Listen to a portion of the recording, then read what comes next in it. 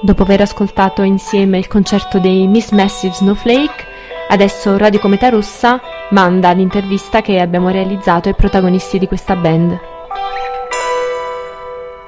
So, Miss Massive Snowflake trio from Portland here at Godot Art Bistro in Avellino. So Avellina, as Madam said, there was a song who said Avellina from Pixies, but it didn't say Avellino, but Avellina, but it's similar, quite similar. So a quite weird name chosen from your daughter, is she right? Con mia figlia, with my daughter. We made a Christmas album, and we came up with the name at this point. And then it turned into a band. It became a band. It was a side project from Rollerball. I was in a band called Rollerball. It was just a fun family project. But then it became a main project. Okay. And what's changed? What's changed? It went from being bedroom recordings, small recordings, into a band where we practice and we write songs, and it's 3 people make the music instead of me just making the music. But you kept this name chosen from your family, so you kept something from your family. I kept it. It was a starting point. I was in a band, and then I started a new project, and then it became a band, and now it's a band. So your music... With 3 people. All the people are important. Yeah. No longer just me, it's 3 people.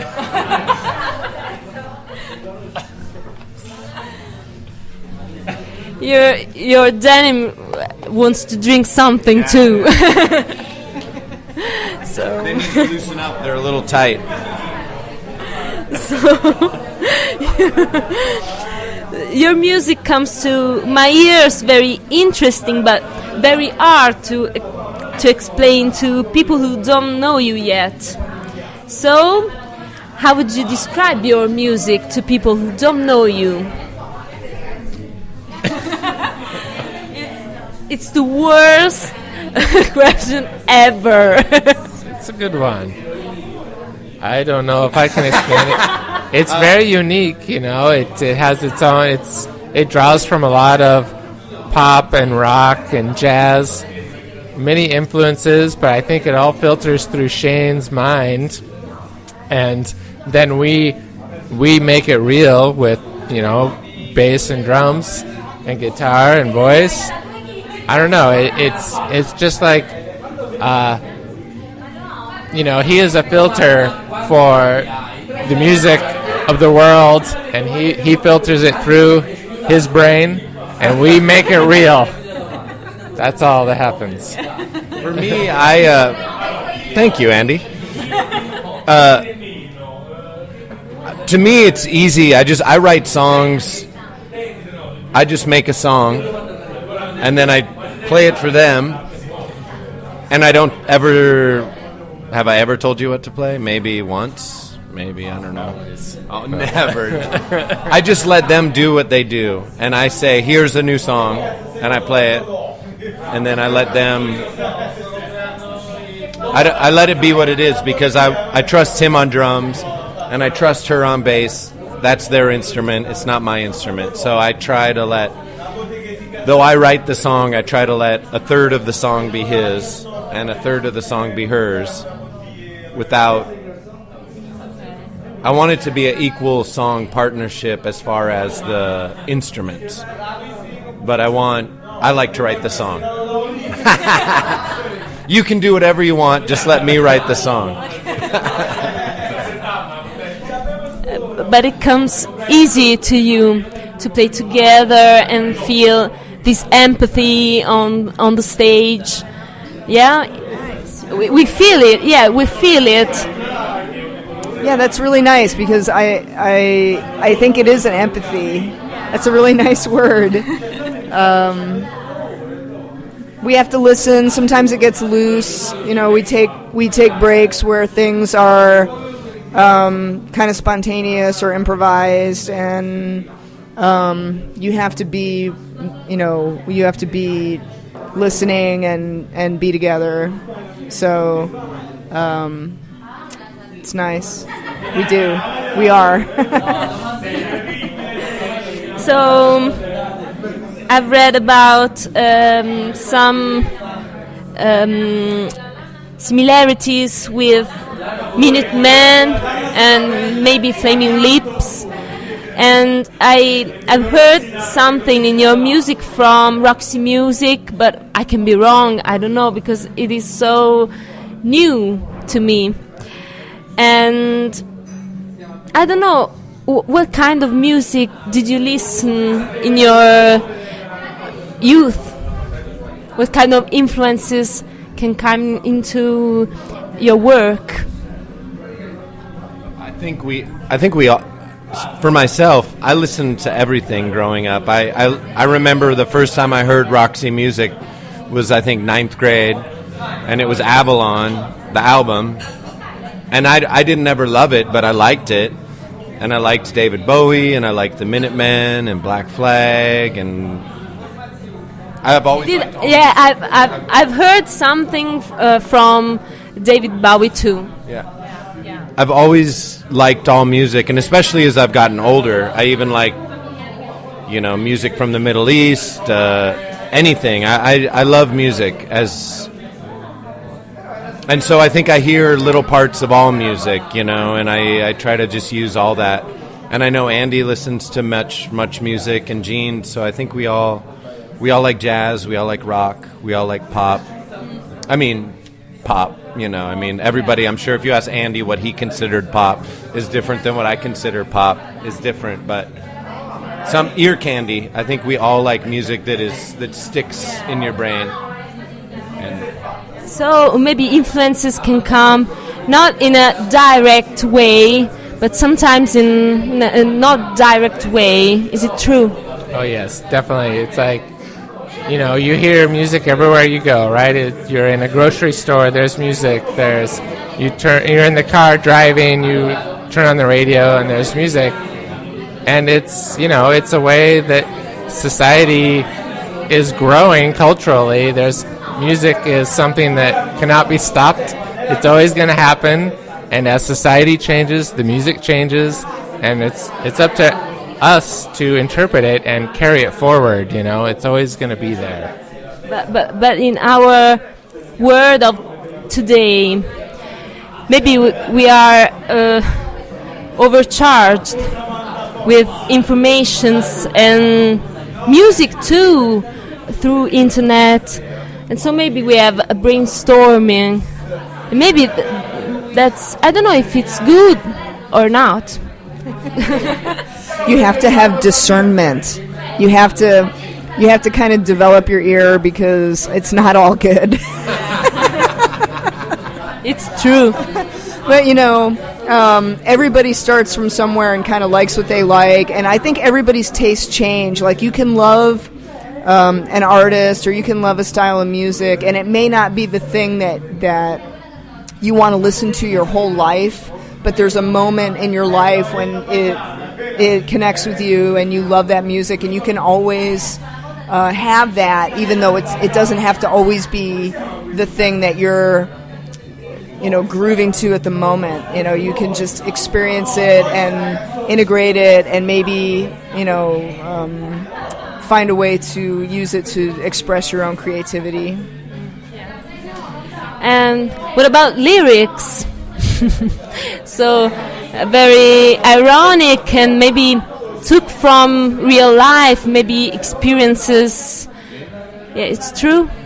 See, yeah, I would say almost all my songs are from specific moments with specific friends or my family. I think they all start with a very, not necessarily a comment, but I ride a bike. A lot of my songs come from riding a bike. I get the rhythm, riding a bike, and then I think something comes in my head, and I sing a little 6 words, and then I think, oh, those are 6 cool words, and then I write a song from this. And the song comes around these words.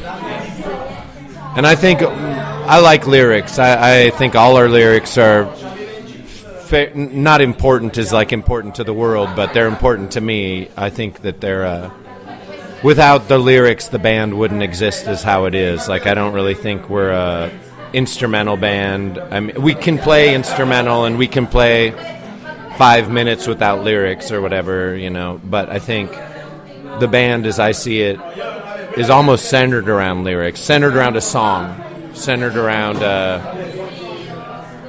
kernel of information. And then from there, it goes out. And it can go only this far some days, and this far some days, and some days it can go this far. But there's always the middle of the song. They would miss something without lyrics, and maybe the connection between the parts of the songs would be less. I think even some of we have a song called Goldsworthy, and I think that the way the song musically progresses mirrors the way the lyrics progress. I think it starts out very kind of slow and mellow and soft, and then there's this tension in the middle that's kind of a critique of it's a critique, and then it gets really tense because the lyrics are saying this sucks, or, you know, I'm tired of this, and then there's a release at the end, and they're positive lyrics. The lyrics say, make beautiful art. To me, this is what the lyrics say, you know. And then the song is at this point it's open and it's happy. So I think the music mirrors the lyrics in this way on this song in particular, Goldsworthy. And in your last album, there's Jacopo Andreini, and that plays saxophone, I think. Yeah. Yes. How did you meet? In 2000, I was in a band called Rollerball, and he played with a band called Ovo, an Italian band, and we went on tour together through Italy and Slovenia and Croatia, and I met him, and we just became really good friends. And so I've toured in Europe with him maybe four times on the last Miss Massive Snowflake tour. Andy was in the band, but he didn't come because of a multitude of reasons. But me and Jeannie and Jacopo was on drums on the last tour. And I consider him a band member, but he just is a very busy person. And he's in like 5 bands or something, so he's it's true. Tour. So if he can be near me, I have him near me, but this time he couldn't make it. I asked him. Yeah, but I already know Jacopo, so I'm happy to meet you. Thank you. Happy to be with Andy. And what about another Italian character, another person who came here to play? And what about Tiziano Scarbi, Bobcorn. I don't even remember how I met Tizio, but it's probably been 6 or 7 years. I know. I was on tour. It was just me. Miss Massive Snowflake was solo. It was just me and an acoustic guitar and a computer. So the first album, the Pink album there, is just me and a computer and acoustic guitar. And it was me and Bobcorn and Alos. Do you know Stefania Pedretti? She's an Ovo. She does Alos. So we did maybe 6 or 7 shows together. It was 3-band tour, 3 solo artists. And me and Tizio got along great. And so I put out a CD by him on my label, and he came and toured in the United States, and I booked a whole bunch of shows. Popcorn here on the music. And so now we've toured together maybe 3 or 4 times. And all next week we play 5 concerts with Tizio next week. So in northern Italy. So. And so what about your future? I want to hear Andy. Wow. Andy's answer. Well, we get back to the United States, and we had this album that we have been working on for a long time, and I think it's time for some new material, and we see what happens in the next level. Let's see what happens. And so what about the future? About what kind of experiences will you bring from Europe to your home? Oh, wow. It's a bit hard. It is, but this trip has been incredible, and we've just seen a lot of beautiful places and met lovely people. So we take that. I just treasure every day that we are here visiting and meeting people and getting to play music. I don't know. I think it's got to be good. It's got to be a positive thing. I don't know. I just feel happy to have been able to do it, and I hope I get to do it again. Yeah. So, I hope to see you again in Italy. Oh, you will. You will. Yeah. It's one of my favorite countries. The food is good. The people are wonderful. The wine and the liqueurs are good. And your denim knows it. Yeah, you get hosted nicely. You come, people are attentive, and I'm sure I'll write songs about this tour. The next album will have a song. We found out on this tour a friend of ours is pregnant. She's going to have a baby. So I already have a song coming about a baby, a little Italian baby. And I just want us to keep playing. We're not young, we're not old, but we're not young people. So for us, I think it's important. I imagine that all of us will play music the rest of our lives. I don't see any of us stopping to playing music. I hope so. I hope that we all just keep playing music together. Until maybe somebody doesn't want to play together. But I think we get along well, and I think musically we get along really well. So. Yeah, so see you next time. We're gonna eat pizza together as today. And so thank you all. Thank you so much. Thank you. Radio Come Rosa.